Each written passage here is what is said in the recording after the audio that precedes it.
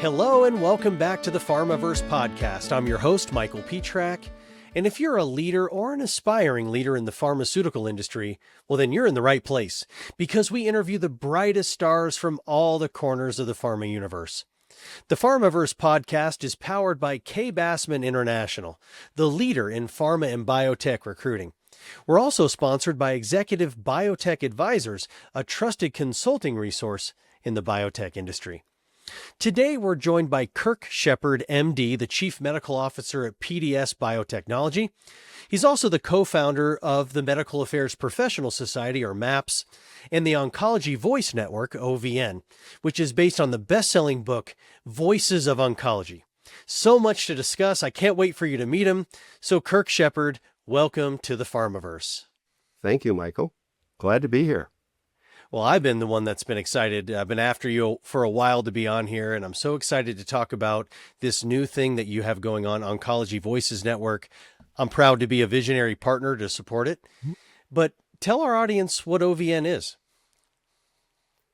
So, Oncology Voice Network, or oncologyvoicenetwork.com, and we also abbreviated OVN, is a next-generation media platform, and it's a collaborative digital platform that's designed to unite cross-functional stakeholders in oncology who partner in drug development. And that's anything from clinical researchers to medical affairs professionals, biotech executives, patient advocates, and patients.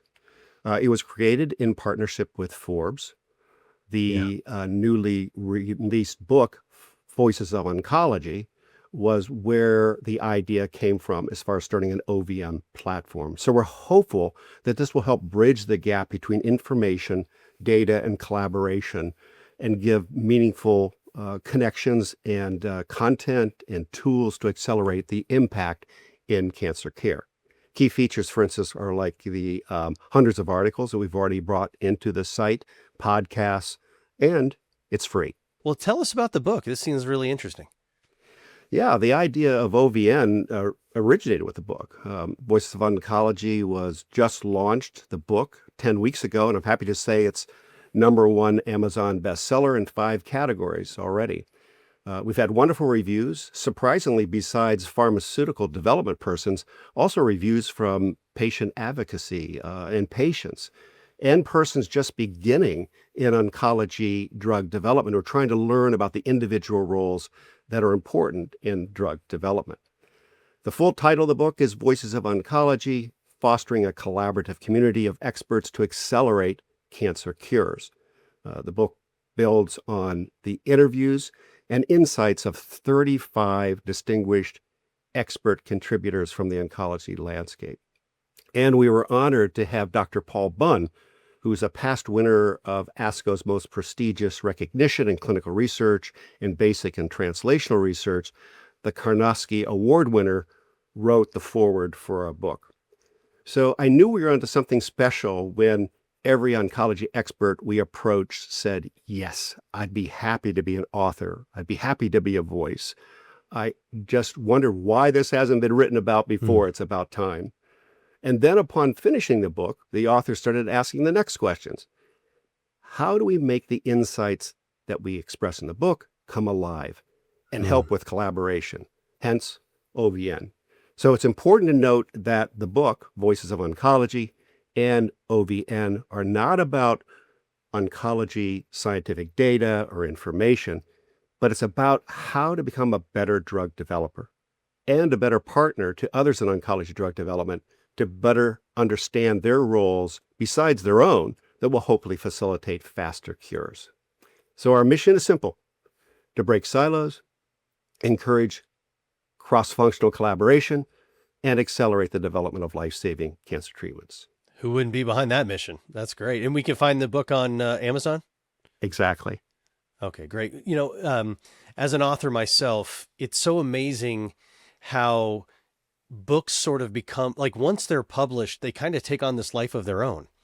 It's sort of like, your kid's off to college and now they have to live on their own, really without your help. Some guidance, but not as much help. What has surprised you post the release of the book? I think what I was surprised was on reading the reviews of the number of people who were really inspired by these conversations, the number of people who are commenting on the humanity of what we do for drug development. I mean, it almost brought me to tears. I was like reading this, going, oh my God. I was always afraid it was going to be too dry for people. People would look at it more as a textbook. But it comes alive because of our 33 experts who have a heart. They have a spirit that has driven cancer research. They were carefully selected by us for just that reason. So that really has surprised me, is the breadth of the audience. And this is global audience too. It's not just in the US, who have reviewed the book and commented on the elements that are important to them. Cancer survivors, for instance, reading the book saying, I understand now what's behind this effort. Wow, that's got to be so gratifying. From the book, is there a passage, or is there a little part from a doctor or something that just stands out, like immediately comes to mind, that you can share with us? Well, I think one passage that comes out to me is from one of the people from Commercial. Oh. And he mentioned that without this collaboration in oncology, that you have mass confusion, that you have everybody trying to beat the almost unrealistic goals as far as cancer drug development. As you know, regulatory and the FDA cooperate with us. You could have a drug approved perhaps in 9 months. So you better have your act together as far as all these coordinating disciplines to work together to that end to bring this to patients. If you don't, you're going to delay the treatments. And that's the pain I felt a lot of times working within companies, very good companies, that I saw delays happening in just 1 or 2 departments. That delays everybody then. And I saw that as a clock ticking, that this is the amount of time that delayed us getting this drug to patients. And so that passage itself, which we put into the introduction, and I love it, coming from a person who's from Commercial, talking about his view of, if you don't have this collaboration, the breaking down of silos, it's confusion and you lose time. Wow, that's really insightful. And it is interesting to come from the commercial side. That almost makes the impact even more. Yes. And so we have OVN, the website, we have Voices of Oncology, the book, but you're also doing a podcast yourself, Opening Doors, right? And tell us about that. Yeah, I did do the Opening Doors podcast just a few years ago when we were founding MAPS. This was always my dream, was to help people more as far as directing their careers, of opening doors to them, of helping them to find the best path into pharma, whether that be medical affairs or clinical development or commercial or whatever. And the opportunity came, it was about 4 years ago, where I interviewed the first interview with a PharmD, and she described her path, the frustrations, the plans she made to finally get into pharma, and she'd happened to go into medical affairs. And after the show, people love this. They said, this is what we need. We need someone to tell us what their plan was for getting into medical affairs. So we put forth interviews. I think there were probably around close to 20. And it wasn't just people getting into medical affairs. It was people getting into other departments. Sometimes you may want to move from medical affairs to clinical development or vice versa. It was also trying to cover people with all different types of education, whether that's PharmDs, PhDs, MDs, those without a degrees, different disciplines. So it sort of during the pandemic, we lost steam there, but we've just decided in a meeting with MAPS in the last couple of months that we're going to put energy back into that, because now it even seems to be a more acute problem of people trying to get into pharma, medical affairs, or clinical development and not knowing how to do that. When we had the Midwestern MAPS meeting last year, it was the most popular section where people were able to ask questions of people who are in pharma, or people who were currently along that path of, what is the best plan? What should I do to strengthen my chances? Why is bringing all these voices from oncology together such an important thing for you personally, and such a mission that you've gotten behind and put all this effort into? Well, it's a great question, Michael. I mean, I felt the pain when that has not occurred. In fact, my co-editor, Ramin Fairhood, and I were together at a company, and we saw the effect of people working individually, perhaps with different incentives. They have different goals. In companies, they have different goals sometimes for commercial, medical, market access, and it just wasn't coordinated. And we saw time ticking, and because of these delays, we felt that we needed to do something about it. In fact, at that time, we had baseball caps that said Silo Busters. Medical was known for trying to bring people together and partner to understand. It's almost like the moon launch. That's been used many times as a business example. When people came together, put down their guard, and worked together on one goal, understand what that goal is and how each can help, that helps us to get to that goal quicker. So that here is the theory that working together and not having these stand in the way, that we can get to cancer cures faster. Now let's dive into your career, because you really have this illustrious career. You've done so much, accomplished so much. But let's start at the very beginning. Who was the most influential person in your life and why, specifically related to leadership? Well, I think it would only be fair to say that the most influential persons in my life were my father, mother, wife, family, and God. Not especially in that order of priority, by the way. But if we go now forward to pharmaceutical career and skip all the sports stuff, as we were talking about, and talk about how we both were in the theater, who were people are influential there, let's focus on pharma. It was the first CEO I had as my boss. It was a small subsidiary for a larger pharmaceutical company. And the thing I liked about him is he was creative. He was a CEO who lived very simply. He didn't have a huge salary like so many that we see right now. And he was all about being creative with drugs. In other words, listening to the patient. And this was so important to me, listening to the pharmacist and the doctor of what's needed out there, maybe for even older drugs. So that to me taught the creativity, the connection to the patient, and also to the people who work in this field, such as the pharmacists, to develop drugs. And then maybe the next person, who also was the second probably person who was influential for me, was this is a person who put me through multiple departments because he wanted me to be well-rounded as a drug developer. I went into commercial for 3 years. And I was like, I told them, I said, I've never had a business course in my life. It was all science and theater while I was at Cornell. And they said, don't worry about it. We'll teach you. And sure enough, they did. And just as they got comfortable, they would say, how do you like it? I said, I kind of like commercial. It's just in the back end. Well, we're going to send you back to R&D. And I thought to myself, oh my God, thank you. But they sent me back to R&D as the commercial development person.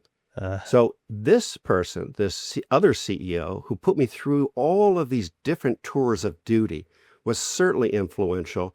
And for my background that when I got to medical affairs and chief medical officer, of understanding more of what makes people tick, what are their incentives, and how can we be better partners?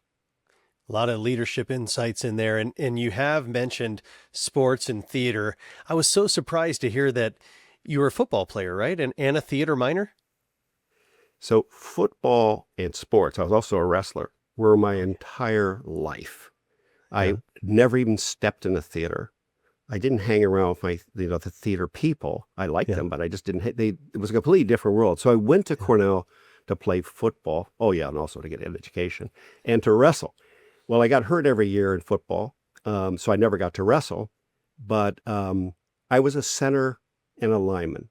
Oh wow! And as you know, those are no glory positions.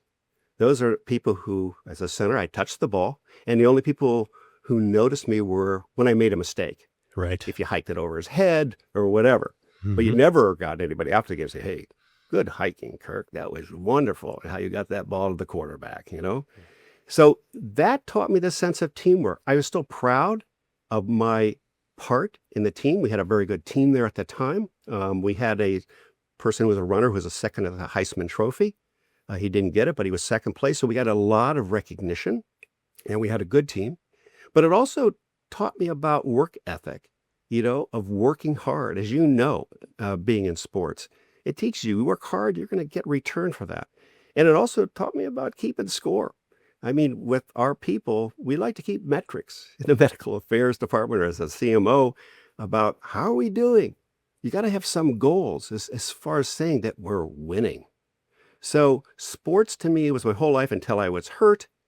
That was in my junior year. And then I went into theater on a whim, just like, oh, this will be an easy course. And I loved it. Loved It it. was so wonderful. I mean, you could reflect on that too, Yeah. Theater puts yourself in touch with yourself and also gives you skills that I use later in my career. Yeah, I want to pull on that string. Yeah. When I found out you were an athlete who minored in theater, and I'm the same way. I was a baseball player who minored in theater, and I couldn't major in theater because I had to travel for the baseball team. Yeah. I thought I was the only athlete who ever did theater in history. It's so cool that you did too. And athletics has been so instrumental in teaching me about leadership as well. But what has theater taught you about leadership? A lot. Going into theater for me, a lot of what they taught at Cornell, and I was lucky they had most of the course were in the graduate school. So you're getting pretty sophisticated teaching. They didn't expect you to fool around, show up and try and get an A. But they taught you about method acting. And method acting, as you know, Stanislavski's name is attached to it a lot, is getting in touch with yourself. So people think about, oh, theater, you must be a good pretender. You can pretend about this, get into this role. But it's more of getting in touch with yourself and bringing that out in a character. So in the same way, I use that even now. It taught me to improv. They had us doing improv competition where you were given a situation, now deliver a character and a message. In the same way that happens in pharma. Your situations come up where you better have the ability to communicate to your team, to your company about what's happening honestly and how this affects you. So to me, it helped tremendously, not only with teamwork, because the method acting teaches that if this fellow actor of yours is not doing a good job that you're on stage with, it's your fault. You should be giving them food to be better in that role. But at the same time, it told me about teamwork. Again, working as a team for a play, just like it was in football, working for a football team and winning.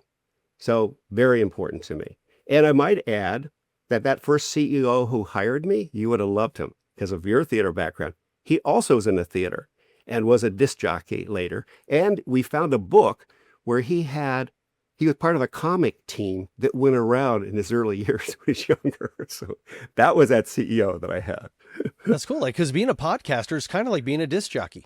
It is. That's right. A lot of our listenership are people who are trying to gain leadership advice in a career development way. They're either in their first leadership role and realize, oh my gosh, I'm in the deep end here, or they're trying to become that leader. Let's start with the first phenotype. If you could go back in time and give advice to Kirk Shepard going into his first leadership role or in his first year of leadership, what advice would you give him? Yeah, and I think the advice I would give him was the advice really I was given. It was learn as much as you can and learn through experience. It's not about titles. Through my path, I went down a couple times in title, and it didn't bother me very much, and going then back up again. And value those mentors who are there for your taking. It doesn't have to be formal mentorship program, but if somebody shows some interest to you and is willing to help, grab onto them, because you're going to fail. We all fail. We all feel stupidity a lot of times, particularly if you take a braver approach of saying, okay, I am not a commercial person, but I think that would be good for my experience. You just can't be afraid of being stupid and getting as many experiences as possible. And the other thing too, I think what I was advised to do, and I would give this advice myself again, is that think of multiple paths, not just one. When I'm counseling people who are part of my group, a lot of times they have one thing they want. And that's it. That's got to be it. And as we talk, well, what about this? And maybe you don't want to do this in the end, but what about that for lateralization for experience and then back in again? So I think those are really essential things for people as far as getting to a leadership role. There's just maybe a couple other things I'd think of. And one is what we were just talking about is how theater help. You don't have to go into theater to do this, but make sure you learn how to communicate and become a good presenter. Most leaders are good presenters. Not all, but most are. They can communicate their feelings, the feelings of their team. So work on those skills. Take them seriously. And then lastly, I could just say, people, when they're grooming their leaders, you talk about, emotional qualities, whatever, they can tell when they've got somebody here who's kind and caring to their team and cares just as much about them, if not more, than their own selves in the career climb. One last question, because we're running out of time. Yeah. But because of MAPS, because of your CMO position, because of, leading huge medical affairs organizations, you've had a chance to peek up above the trees and really see what's on the horizon. We had COVID that impacted medical affairs, in-person visits and stuff. Now we have AI changing the game completely. As you look above the forest at the horizon, what do you see for medical affairs over the next handful of years? Yeah, it seems like with medical affairs, as it's developed more prominence, and I'm saying prominence because when I was in medical affairs 20-some years ago, it was a pretty well-defined role. It was around scientific education, communication, and IITs, et cetera. But as it's been elevated as far as the expectations, it puts medical affairs almost always in a time of flux because you have a lot of disciplines now working with you as far as trying to understand this new world with AI, let's say, or even digitalization of everything. So in the next 5 years, first of all, I see medical affairs continuing to grow and the importance as people understand it more. So it's important that we help them to understand what medical affairs can do. And in many things, it's what medical affairs can do and relieve you from doing it. Maybe you don't enjoy doing that much, but that's really in our mainstream. So I would see organizationally medical affairs reporting more directly into CEOs or a strategic position. And that usually involves a separation of a CMO, Chief Medical Officer, and a Chief Clinical Officer, because a Chief Clinical Officer can run the studies, especially for registration. And the CMO for medical can do many of the studies surrounding that as far as support, as well as all the other elements we know that are part of the job. And the position now in medical affairs is becoming so important. We need to have a more seamless path to development. And medical affairs can help with that. I mean, whether it's the interpretation of insights now into analytics, a set of real world evidence, that should not be in individual departments. Or if it is, it should be well sewn together. Again, it's all about partnership and understanding what each can do and working with them, going to them, saying, let's work on this together, and again, we don't have to own it. So I see medical affairs being more and more of kind of the glue that holds people together strategically as far as becoming more and more important of the lead up as far as drug development into commercialization and beyond. Well, Kirk, that is all the time we have, unfortunately, but I speak for everyone in our audience when I say thank you for sharing these incredible insights, the words of wisdom. Thanks for letting us know more about you in your college days and everything. We're all going to keep close tabs on the OVN, Oncology Voice Network.com, and grab the book Voices of Oncology. But thank you so much. We've all benefited. Yeah. Bye, Michael. Well, that concludes another episode of the PharmaVerse Podcast. We have many more great leaders lined up for you, so make sure you subscribe to the channel so you don't miss a single career-enhancing insight. And as for this episode, that's a wrap. See you next time on the PharmaVerse.